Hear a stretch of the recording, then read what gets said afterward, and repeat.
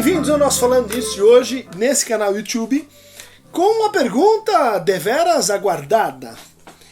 Psicoativo TV, na espera do vídeo sobre Nietzsche. William Santos, Jack Nietzsche, Pedro Henrique Santos, faz o vídeo sobre o Nietzsche, por favor. Davi Oliveira, na espera do programa que discutirá Nietzsche. Pedâncios Dioscórides, yes, obrigado, o mundo. Nietzsche altamente irônico em relação à destruição dos universais. Estou ansioso pelo vídeo. Rego Santos, bom dia, professor. Escrevi alguns dias falando da maratona, li o livro do Paulo Hassum sobre Nietzsche e Freud. Seria possível fazer um vídeo sobre isso? Fábio Ricardo, obrigado pelo vídeo. Repetição, psicanálise e eterno retorno em Nietzsche. Alexandre Cavalcante, Nietzsche e Lacan, uma linguagem para cada um deles. Tiago Gomes, olá professor Christian, um pouco da relação psicanálise e psicologia com Nietzsche. Ele mesmo se declarava como o primeiro psicólogo. É verdade, Fábio Ricardo, ótimo vídeo, poderia comentar se há alguma relação entre eterno retorno e a felicidade em Nietzsche e a repetição e o gozo em Lacan. Então, senhores, eu vou pedir a compreensão para tentar reunir todas essas perguntas num desenvolvimento genérico sobre Nietzsche e a psicanálise, Nietzsche, Freud e Lacan, partindo da apresentação desse autor do século XIX, alguém que está situado no espaço do idealismo alemão, é um antagonista, é um crítico de Hegel, que por sua vez é um crítico do Kant. Tá? Habermas, no seu trabalho sobre o discurso filosófico da modernidade, coloca de uma forma muito apropriada, que a gente tem, assim, na reflexão sobre o que é a modernidade, três grandes caminhos, né? O primeiro representado pelos hegelianos de esquerda, que entendem a modernidade como um conjunto de reivindicações renovadas e que não se realizam, e cujo paradigma é a revolução e o corte, e que compreende, assim, a força negativa como motor da história e da consciência. A segunda alternativa são os hegelianos de direita, que olham para a modernidade do ponto de vista das suas realizações institucionais, da persistência da religião, da persistência de uma consciência capaz de síntese, capaz de articular a contradição na formação de novos objetos sociais, rumo a uma certa eticidade, com valor normativo. E entre os hegelianos de esquerda e de direita está esse nosso autor de hoje, que é o Nietzsche. Ou seja, o Nietzsche seria uma terceira via, porque ele argumenta o seguinte: é preciso, assim, suspender o drama, é preciso suspender esse universo em que estamos vivendo, que, no entender dele, está governado por um conceito fundamental, que é o conceito de representação, Vorstellung. Esse conceito que tem uma vertente cognitiva, epistêmica, ligada à ideia de conhecimento como conhecimento por meio de representações, e uma vertente estética, né? É a vertente que vai falar da representação no teatro, da representação artística, na representação que vem lá das tragédias gregas. E de fato esse é o primeiro texto, o texto de abertura dos trabalhos, né, no Nietzsche, o nascimento da tragédia, ou helenismo e pessimismo. Um texto de juventude. O Nietzsche era um filólogo, um estudioso da língua grega, e que nesse trabalho traz um primeiro, assim, diagnóstico de como a nossa cultura, particularmente a cultura moderna, ela teria traído algo da origem das tragédias e das comédias gregas. Isso seria o seu caráter, teriam traído esse caráter, assim, originariamente bífido. Quando a gente olha para os gregos, a gente vê excesso de Apolo, o deus das proporções, o deus das adivinhações e, portanto, predições do futuro, o deus da beleza, como harmonia, como proporção, como conciliação entre opostos. A gente tem para nós um passado baseado no apolíneo. E aí o Nietzsche vem e diz o seguinte: não, está sendo então reprimido, está sendo negado uma outra origem que remonta a um deus mais antigo ainda que Apolo, que é o deus Dionísio, um deus ausente, o deus do vinho, das festas, o deus órfico, o deus das bacantes, ou seja, capaz também de promover a destruição, capaz de promover a dissolução das instituições, das famílias e dos poderes. Então, esse diagnóstico começaria, assim, alinhando o Nietzsche e Freud. No fundo, seria possível encontrar aqui um paralelo com o que Freud escreve em Mal-Estar na Civilização, que é que nós sofremos com um excesso de aspirações apolíneas, um excesso de aspirações assim, de idealização, e recalcamos, renunciamos, suprimimos a nossa dimensão dionísica, essa dimensão que ficaria então de tempos em tempos batendo a porta e produzindo assim efeitos desagregadores. É importante lembrar que, como uma das perguntas coloca, que Nietzsche se apresentava como um psicólogo.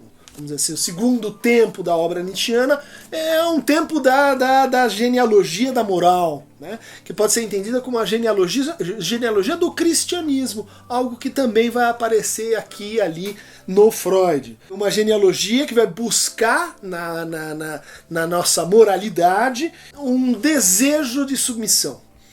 Ou vai buscar nos nossos grandes valores, nos nossos ideais, uma espécie de encruzilhada ou de divisão entre senhores e escravos. Olha aí o tema hegeliano, né, traduzido no universo do Nietzsche como uma oposição entre a moral do rebanho, a moral da obediência, a moral cristã, né, quer dizer, tem esse dito muito interessante, quer dizer, o último cristão morreu na cruz. Quer dizer, o último cristão foi aquele que tentou ser Cristo. Os outros estão, vamos dizer, reeditando essa tragédia como farsa. Os outros estão usando o cristianismo para se manterem escravos. E nisso Nietzsche tem esse diagnóstico de que o cristianismo nasce como uma religião de escravos. E depois, com Constantino, com o Império Romano, acaba se tornando a religião dos governantes, né? Mas isso vai estar muito forte no Nietzsche, né? Essa ideia de que então a gente tem uma psicologia que é dividida. Por um lado, queremos ser indivíduos, queremos levar a exprimir essa força fundamental que ele chama de vontade de potência, né? Wille zur Macht, e que é bastante assim discutível, porque uns vão dizer então isso é vontade de domínio, é vontade de se impor aos outros, é vontade de expansão, que teria então o Terceiro Reich, Hitler, usado e se apoiado nesse conceito do Nietzsche para justificar-se filosoficamente, assim como no conceito de Übermensch, de super-homem. Quer dizer, veja o lado perigoso da crítica nietzschiana. Além disso, há uma espécie de valorização importante e congruente com a psicanálise desse processo de tornar-se indivíduo. Isso vai aparecer de forma bem clara no clássico Assim Falou o Zaratustra.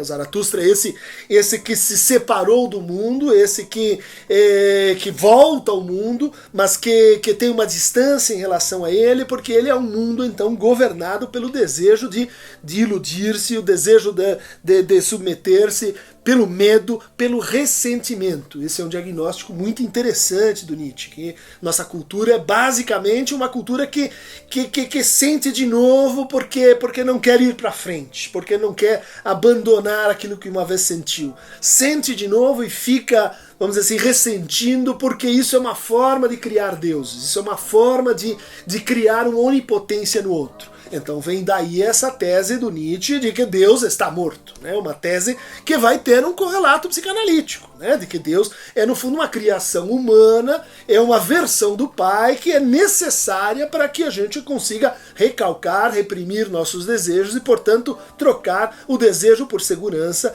a imagem de si pela pulsão de realização ou pulsão, vontade de potência, aí falando com o Nietzsche. O Nietzsche tem uma solução para isso. Ela diz é preciso operar uma transvaloração de todos os valores. Portanto, fazer a genealogia da moral é superar e ultrapassar a historicidade dos valores, né, que nos fazem nos mantermos aí como escravos. O Nietzsche é o primeiro psicólogo também porque ele propõe então uma terapêutica, né, para o ressentimento, para a nossa moral triste, para o nosso excesso apolíneo. E essa terapêutica implicaria, por exemplo, apagar o instinto ou evitar as ocasiões da sua satisfação. É o que ele chama também de dieta pulsional. Ou, pelo contrário, empanturrar o instinto, né? Satisfazê-lo à náusea, levá-lo a todos os excessos como uma forma assim de se separar dele. Ou então ligar esses instintos à satisfação por meio de um pensamento penoso. Ou então deslocar a sua força impondo-lhe um trabalho extenso e difícil. Ou então enfraquecendo o conjunto da organização física. Então essas soluções nietzschianas, a gente vai dizer, elas são completamente opostas à estratégia terapêutica, ao programa terapêutico, às ambições clínicas de Freud e da psicanálise. Então, se há uma afinidade assim, metapsicológica, Nietzsche foi um autor que falou na pulsão, né, na força, na tribo, como Freud, se há uma afinidade de conceitos, se há uma afinidade de crítica da modernidade, há uma distância muito grande desse programa aqui apresentado, né, de no fundo assim se libertar dos instintos, enquanto que no Freud a gente tem justamente a ideia de wo es war, soll ich werden, né, ali onde estava o id, é preciso aparecer então o sujeito, tornar a pulsão parte intrínseca do próprio sujeito, reconhecer o desejo envolvido na pulsão. Então isso separa um pouco Freud e Nietzsche. Mas eles se reúnem de novo quando o problema é essa volta para assim o diagnóstico da civilização, da cultura, e um tema muito interessante no Nietzsche que é o amor fati, né? O amor ao destino, né? O amor ao eterno retorno. Então, ressentido, ela não sai do seu próprio tempo, porque ela está, assim, com um temor de incorrer uma espécie de repetição. Ela não consegue perceber a força cosmológica que domina de uma forma, assim, maior todas as vontades individuais e que é esse eterno retorno do mesmo. Bom, muitos vão ver aí uma afinidade com a pulsão de morte, né? Um retorno ao inorgânico, um retorno ao estado de redução das excitações, e que haveria então uma certa antecipação, né, do Nietzsche em relação ao Freud nessa matéria. É importante a gente levar também em conta que Freud e Nietzsche se aproximam no tema da religião. Né? Da religião como projeção, da neurose como uma religião individualizada, a religião como vamos dizer assim, essa ficção que a gente se causa para justificar as nossas proibições, as nossas interdições defensivas, né? Neuróticas, assim como as noções de fixação. Né? Vejam só, né? A recusa a ingressar no eterno retorno, mantendo-se, portanto, aquém de um certo regime de confronto com a realidade, de amor ao destino, e que o Freud vai então elaborar com essa ideia de fixação, de retorno a traços, né, de satisfação que estão no passado, que estão na infância, que estão assim esquecidos.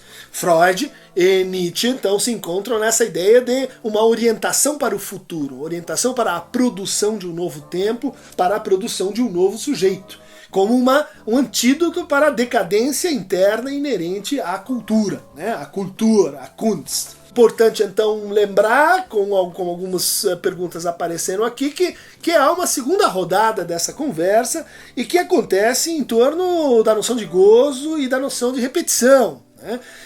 Da ideia de gozo como um sucedâneo possível ou potente dessa moral do ressentimento, dessa moral, vamos dizer assim, que é insuficientemente orientada para a vida e que apareceria lá no Nietzsche, apareceria de uma forma modificada no Lacan, através de um autor intermediário que é o Bataille. Nesse sentido, acho que valeria a pena retomar um livro um pouco assim antigo, década de 90, porque não somos nietzschianos. É um trabalho, uma compilação que fez bastante sucesso na época, porque revelou assim como de fato o pensamento nietzschiano, e ele implicava, vamos dizer assim, uma certa periculosidade política.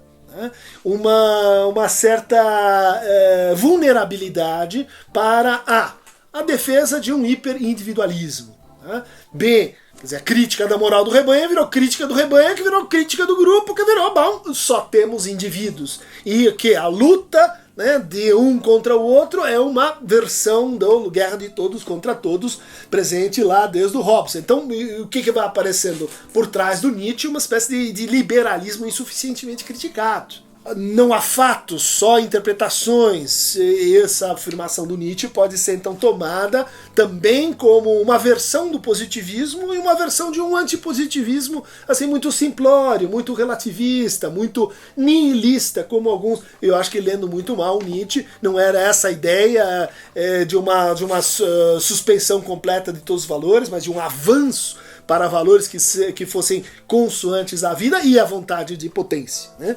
Mas, por diversos caminhos, a gente vai vendo que o Nietzsche ele apresenta essa vulnerabilidade, que vai se deslocar para os herdeiros de Nietzsche, como Deleuze, como Foucault, num certo sentido, como pós-estruturalismo. Eu recomendo também a vocês o trabalho do Carlos Moura, Nietzsche e a Civilização e a Cultura, um comentário geral sobre esse aspecto assim das afinidades críticas, né, com a potência crítica do Nietzsche, e para a conversa com a psicanálise, o já mencionado Freud e Nietzsche, do Paul Laurent Assun, é um autor francês, de Paris 7, vivo, muito interessante, muito erudito. Para situar o próprio Nietzsche, recomendaria Para Além do Bem e do Mal, é um excelente trabalho de começo, a Genealogia da Moral, aqui mencionada, e a Gaia Ciência, da qual a gente falou pouco, mas que é um texto muito importante do ponto de vista assim, da discussão sobre a verdade, né? Esse batalhão de metáforas, a verdade. Né?